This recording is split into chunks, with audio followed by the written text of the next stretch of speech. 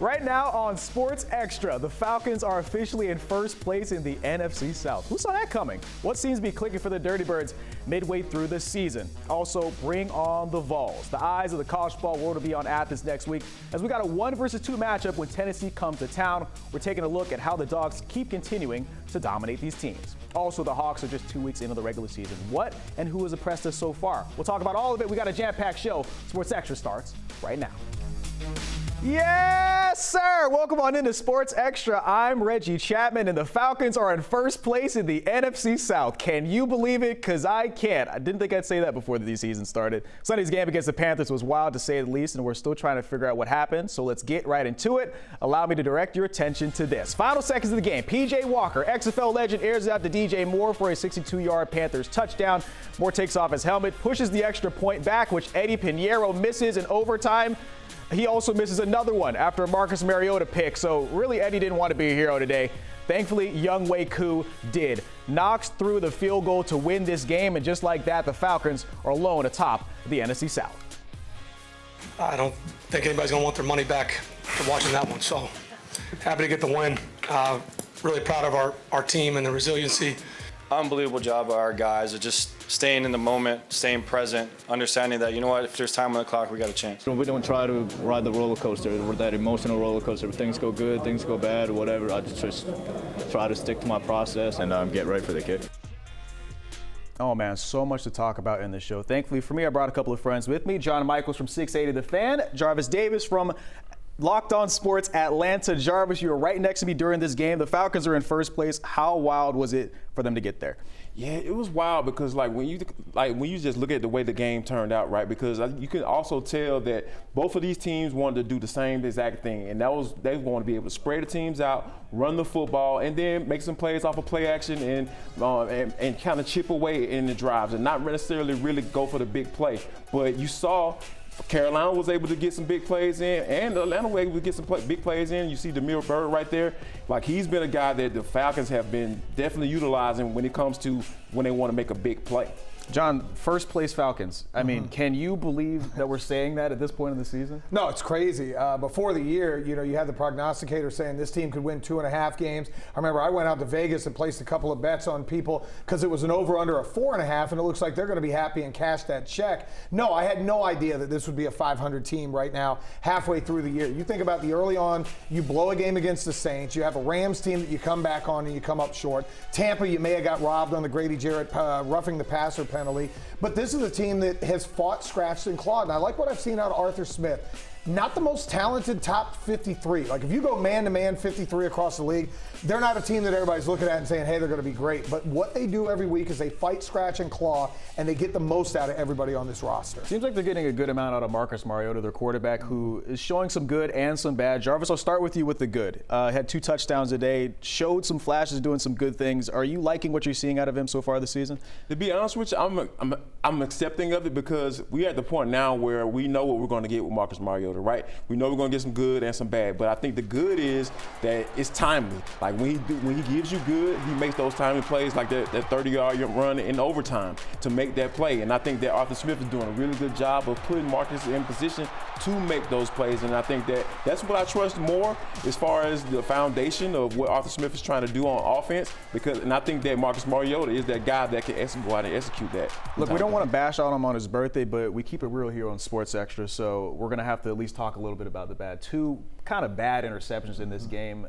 Is that something we should be worried about, or is that just kind of we're going to have to deal with now with Marcus Mariota? Yeah, I'm always going to be worried. If you follow me on social media, I have banged the drum for Desmond Ridder already. Now, the difference is you're 4-4 and you're in first place. So I think you're going to have to live with the good and the bad. We've had fumbles during the year. We've had drop snaps. We've had untimely interceptions, 2 today. I'm not as mad at the one in the overtime period. I'm more mad at the play call that you decide to go shot on 2nd down and he throws it up and he's getting hit and he's got a defensive lineman right in his face. What I like, though, that Marcus Mariota brings that we haven't had before is the ability to extend plays. The touchdown to Demir Bird, you get a little bit roll right. He hits Demir Bird on stride. Bird runs away from the secondary. Those are things that are going to be good. But, yeah, you are going to have to live with some of the turnovers, unfortunately. This is the first time that the Falcons have won a game with Marcus throwing more than 13 passes this season. Thankfully for them, he threw 28 today. 5 of them were completed to Kyle Pitts. How big is it for him to get rolling in this offense for them to continue to win? Yeah, I can't have any more games where Kyle Pitts goes 3 for 19. No. Come on, man. Guy's 6'6", 240 pounds. He was called a unicorn when he was drafted. He can run like the wind. I love the play you had here in the end zone. If you go back and watch that, he sells the block really well, discards, and then he's wide open in the middle of the field. There's also a play that he runs a slant route where he catches the ball, the safety comes up and tries to hammer him, and the safety ends up concussing himself. Get this guy the ball. 8 to 9 targets a week. I don't care if you have to force feed it to him. He has to be the number one option on this offense. He's really, really good, Jarvis. And is it just, like you said, do you continue just to force feed him? Is that just kind of the fact, or do you kind of continue to do the run game thing? You shouldn't have to force feed him, because when you think about it, the way you run the football, the way you have your quarterback running the football, and you have Tyler Algier, then you have Cordell Patterson coming back. So all that, a little bit of the attention is going to be taken off him when Cordell Patterson comes in, because everybody knows that Arthur Smith wants to get on Cordell Patterson in the football. And when you have a team where you like to run the football and do play action off of that, there's no reason why you shouldn't be getting a tight end like Kyle Pitts the football. It shouldn't be. There's no excuses for that. Jarvis, we'll stick with you for this next question. Defense. This team did just enough. They showed some good signs. They did a little bit of bad. Obviously, that last touchdown before the end of the game you don't really want. What are they doing well, and what do you think they need to improve on? I think the thing that they're doing well is continue to fight, right? Because obviously they're in a bad situation where they have a lot of injuries in the secondary. And I'll even mention that Cornell Armstrong is a guy that, even though he's getting targeted a lot, man, teams are coming at him. And when you think about the mental aspect of that, when teams are going to come at you, like for him to kind of stay in there and stick in there and continue to fight and continue to make plays from time to time, he may give up some, but yeah, he's giving up plays against DJ Moore. DJ Moore's supposed to beat Cornell Armstrong. So I think that when you see things like that, you understand it, but what they do need to improve on is they have to understand who they're going up against. PJ Walker is a guy that has not been a guy that take off and run with the football. He's looking downfield every time once he moves within the pocket. John, I want to ask you really fast about this defense. They're going to hopefully get some corners back. They can play a little bit better. A.J. Terrell hopefully will get healthy. I mean, how much do you think that'll help as well? I mean, it's obviously going to help. When you get your number one, that'll be huge. You need some secondary help. I'll be interested between now and Tuesday. Do they become buyers? You're in first place. There are going to be teams that are going to look to move off contracts. I think that's your opportunity maybe to bring in some secondary help and shore up this defense. All right, guys. You want to talk about the Dogs? Because, Yeah. man, how fun have they been so far this year, right? Still holding the number one spot in the AP polls, sets up a number one versus number two next weekend versus Tennessee in Athens. So let's put a bow on last weekend's first against Florida, and we'll start with this. Biggest takeaways, John, from that big win over the Gators out there in Jacksonville? Did exactly what you're supposed to. You did not look ahead. You know Kirby Smart wasn't going to allow his team to do so. You took care of business against Florida. You allowed them to get close, and that becomes a teachable moment. And Brock Bowers might be the best player in college football that won't get votes for the Heisman, and it's only because he plays tight end. What he did against Florida was absolutely criminal. Georgia is rolling, and they're just as good as they were a year ago. Maybe better on offense, not quite as good defensively, but they're going to be there in Atlanta coming up in a couple of weeks. Brock Bowers, 5 receptions, 140 yards, had a touchdown. He had that unbelievable catch in that game. Is he kind of the glue that's keeping this team together in an offense that continue to try and find their stride with some of the receivers hurt?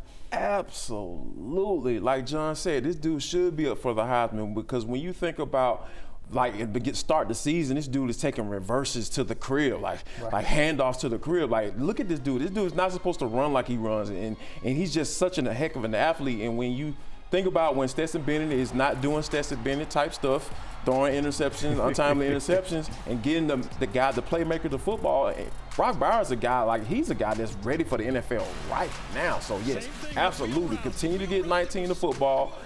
Sprinkle some Darnell Washington in there from time to time. Man, this Georgia offense is going to continue to roll. It's going to be really important for them to continue to run the ball as well. 239 yards on the ground versus Florida. How big is it? Or do you think that's going to be enough to be able to help them as they're going up against a team like Florida or Tennessee this upcoming week? You're going to need it. Now, Tennessee doesn't care. Tennessee's one of the worst teams for time of possession in all of college football, because what they want to do is chunk you to death. They want to hit you for 50, 60-yard plays. They don't care if their defense is out on the field. But I think Georgia, when you saw what Alabama was able to do, and I know Tennessee won the game, but Alabama continued to body blow them. Florida, in a close game up in Knoxville, body blowed them a lot. Georgia's going to have to run the football, because what you don't want to do against Tennessee is try to get into a shootout. That's not a game that the Dogs can win. Georgia is ranked number 4 in the SEC in rushing at 202 yards per game. All right, before we finish the block, I feel like we have to talk about Vince Dooley, who passed away this week at age 90. 6 SEC titles, a national championship. John, what do you think that he meant to Georgia? Not only just that program, but really that entire city and that entire city. I mean, he was the face of Georgia before anybody else was. You know, Mark Richt became the face for a long time. But Vince Dooley was a guy that put Georgia on the map nationally. You know, I wasn't alive in the 60s and the 70s, but you thought about Georgia. The first thing you thought about was Vince Dooley. The second thing was probably Herschel Walker. And then Mark Richt came in and elevated the program, and Kirby's obviously taken it to the stratosphere. You could not have met a better person off the field than Vince Dooley. I know all of us have had a chance in time to have dealings with him. One of the sweetest individuals, and the Georgia fan base and their program had a really tough loss on Friday afternoon. Jarvis, how important do you think it is for this program to continue to live up to this legacy that he's left? I think Kirby Smart has already started that, right? While you talking about getting the first national title since 1980, I think Kirby Smart and Vince, they had a very good relationship, and I think that to add what Vince Dooley did too, to kind of put a stamp on his legacy, he was also an athletic director too, and they won championships outside of football, with him, you know, controlling things and making all the necessary hires. So when you think about what he's done, their relationship, I think Kirby has no problem continuing to do what he does. I talked to Frank Ross, who's the captain of that 1980 national championship team, who told me that people had been reaching out to him all week saying that Vince Dooley changed these kids' lives and broke really a cycle for a lot of these people. He will be somebody that people will miss for quite a long time. Alrighty, coming up next, we head to the hardwood as the Hawks continue to find their rhythm as a group. What's working for Atlanta? We'll talk about it all coming up next. Welcome back to Sports Extra, everybody. The Hawks dropped to 4-2 on Saturday after their 123-115 loss on the road to the Milwaukee Bucks, a game that they lost but played close. But plenty of good things to talk about of this Hawks team so far this season. We have to, of course, talk about Trae Young to start. John, I'll start with you. He's really playing really well. Yeah, he's doing awesome. For the first 6 games, each game he scored more points than he did the previous one. So 42, he'll have to come out for 45 for his next game. I love what I've seen out of the backcourt. Trae looks a little bit more at ease because he's not having to control the ball the entire time. You think about last year when teams were able to hone in. I think about the playoff games against the Heat. They just said, we're going to get it out of his hand, and nobody else could really create. Now you have DeJounte Murray. He can create. John Collins seems way more comfortable as the 3 or the 4 option. You allow DeAndre Hunter to do what he does best. This is a much more cohesive team, and I like it so far. Yeah, Trae Young is averaging 31 points per game so far this season. But like you said, a lot of it's just the fact that he doesn't have all the pressure on him anymore. DeJounte Murray has come in. He's really brought the effort both on the offensive and defensive side of the floor. Jarvis, how big do you think that is for this team?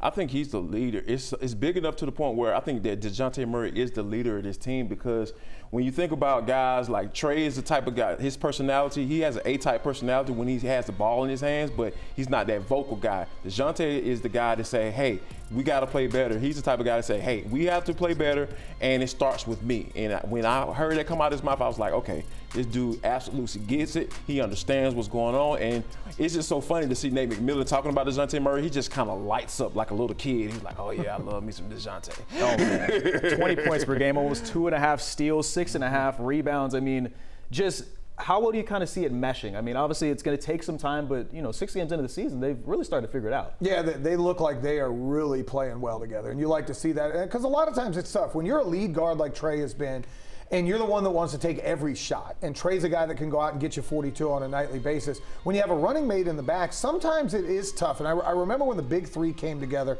and LeBron and D-Wade and Bosh, and nobody could figure out their role. It was almost like, all right, this trip you take it, next trip I'll take it. These guys are getting double-digit assists. They're able to share the ball. The ball is moving. It's not getting stuck anywhere. So I really like what I've seen so far. You know what I've actually thought's really stood out to me so far this season? DeAndre Hunter. He got the money over this offseason, 4 years, $95 million.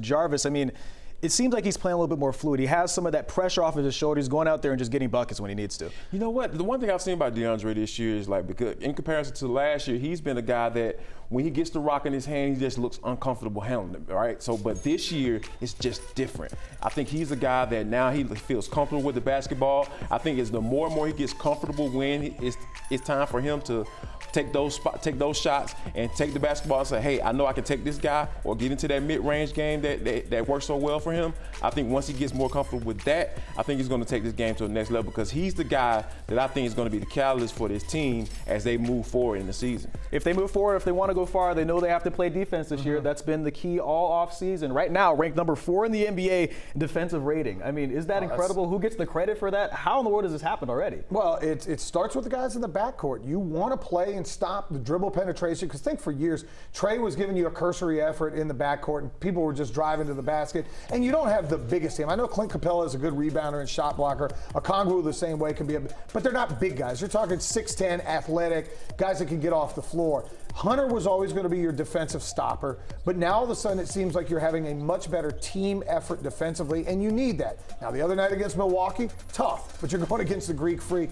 This is a team in the Eastern Conference. I think the East is not quite as good, at least early on, as we all thought. They can contend for a top 4 seed and potentially have home court advantage in the East. Yeah, Milwaukee is obviously very good. The Heat have been sneaky, not very good, not as very you can good probably right talk about. I mean, Philly's kind of struggled. You don't know what's going on with the Nets, but I mean, which gives you a great opportunity for the Hawks. All right, you guys will talk about some NASCAR.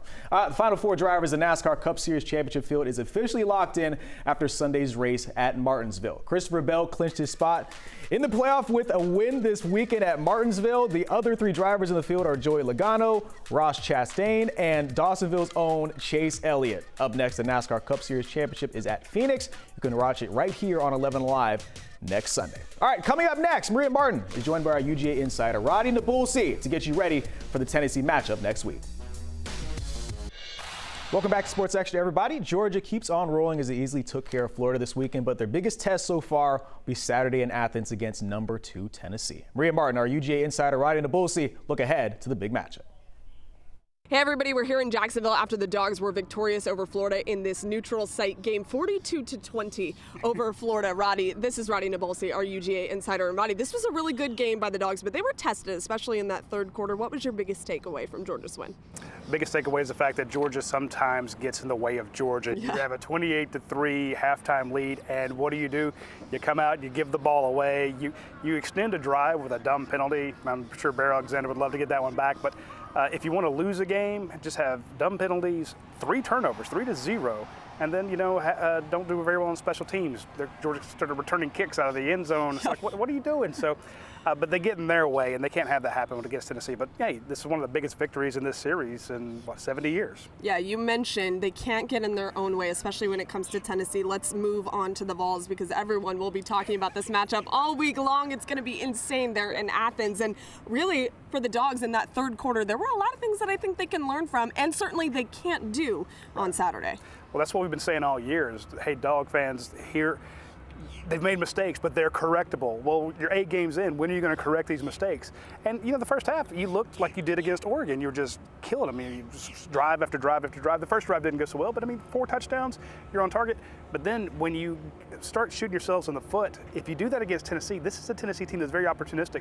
Yeah. Kentucky played a terrible game, but every time they made a mistake, Tennessee put a touchdown on the board. The same thing will happen this weekend. So you can't have wasted drives, you can't have turnovers, you can't have penalties, and you can't have special teams issues. So it's just you better fix the things that you've been saying you're going to fix all year long. Let's talk about injuries because we saw a couple in this game against Florida. Where does the defensive side of the football stand heading into Tennessee?